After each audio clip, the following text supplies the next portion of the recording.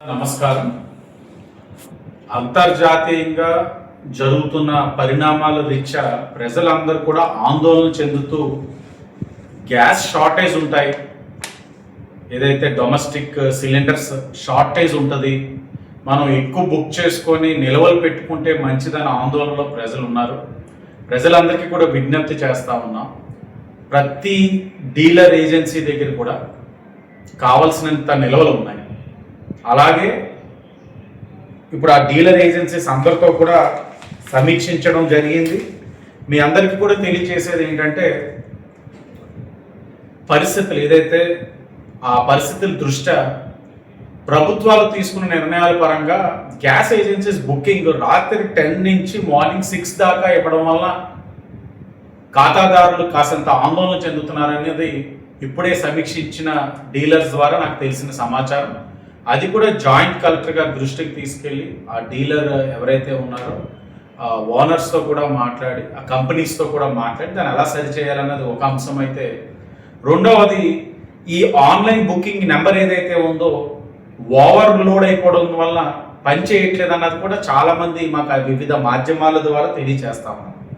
కాబట్టి ఆ booking online number కానీ పని చేయకపోతే ప్రత్యామ్నాయంగా ఏం చేయాలన్నది కూడా ఇప్పుడే అధికారులు, ఉన్నతమైన అధికారులతో మాట్లాడడం జరిగింది. ప్రభుత్వం కూడా, గౌరవ ముఖ్యమంత్రి గారు కూడా సమీక్షించడం జరిగింది.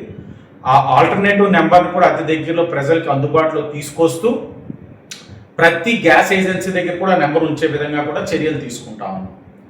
అలాగే అర్బన్ ఏరియాలో ఒకరు గ్యాస్ బుక్ చేసుకున్న తర్వాత డెలివరీ ఇచ్చిన దగ్గర నుంచి అర్బన్ ఏరియాలో మరలా 30 డేస్కి మనం బుక్ చేసుకునేటట్లు కొన్ని షరతులు పెట్టడం జరిగింది.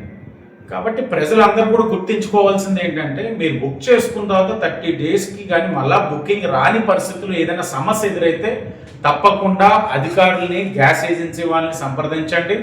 ఎక్కడైనా సరే మీరు అనుకున్న విధంగా స్పందన లేదనుకుంటే మీకు ఎమ్మెల్యేగా నేను అందుబాటులో ఉంటాను.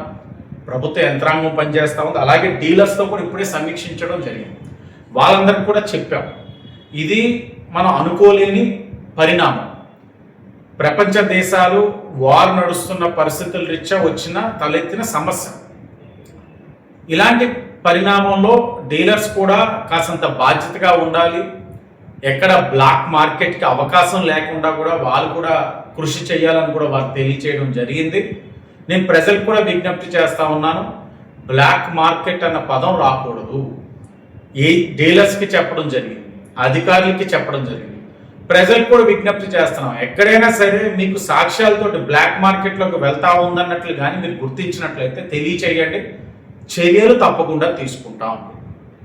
అలాగే ఆ గ్యాస్ ఏజెన్సీ వాళ్ళకు కూడా తెలియజేసాం, వాళ్ళ డెలివరీ బాయ్స్ కూడా చాలా బాధ్యతగా ఉండాలి. ఎందుకంటే ఇదంతా కూడా ఓటీపీ లింక్ డెలివరీ. మీరు ఆన్లైన్లో బుక్ చేసుకున్న తర్వాత ఏజెన్సీకి లింక్ అయిన తర్వాత వాళ్ళు ఓటీపీ ద్వారా మీకు ఇచ్చిన తర్వాత, డెలివరీ ఇచ్చిన తర్వాత ఓటీపీ మీరు చెప్పిన తర్వాత క్లోజ్ అవుతుంది డెలివరీ. కాబట్టి ఓటీపీ జనరేటెడ్ డెలివరీ కాబట్టి ఎక్కడైనా సరే తప్పులు జరగడానికి అవకాశం లేని విధంగా ఉన్న సిస్టంలో ఎవరైనా తప్పులు చేస్తే కఠినమైన చర్యలు తప్పవు. ఇలాంటి పరిస్థితుల్లో బ్లాక్ మార్కెట్ ద్వారా 4 రూపాయలు సంపాదించుకుంటామన్న ఆలోచనని ఈ కూటమి ప్రభుత్వం ఉపేక్షించబోదని కూడా తెలియజేస్తూ, డే టు డే జరుగుతున్న పరిణామాలు బట్టి మేము కూడా సివిల్ సప్లైస్ డిపార్ట్మెంట్ వారితోటి, గ్యాస్ ఏజెన్సీ డీలర్ ప్రిన్సిపల్స్ తోటి, అధికారులతో కూడా చర్చించుకుంటున్నాం. ప్రజలకు ఎక్కడా కూడా ఏ విధమైన ఇబ్బందులు కలగకుండా చేయాల్సిన కార్యక్రమం అంతా కూడా చేస్తామని మీ అందరికీ తెలియజేస్తూ ధన్యవాదాలు.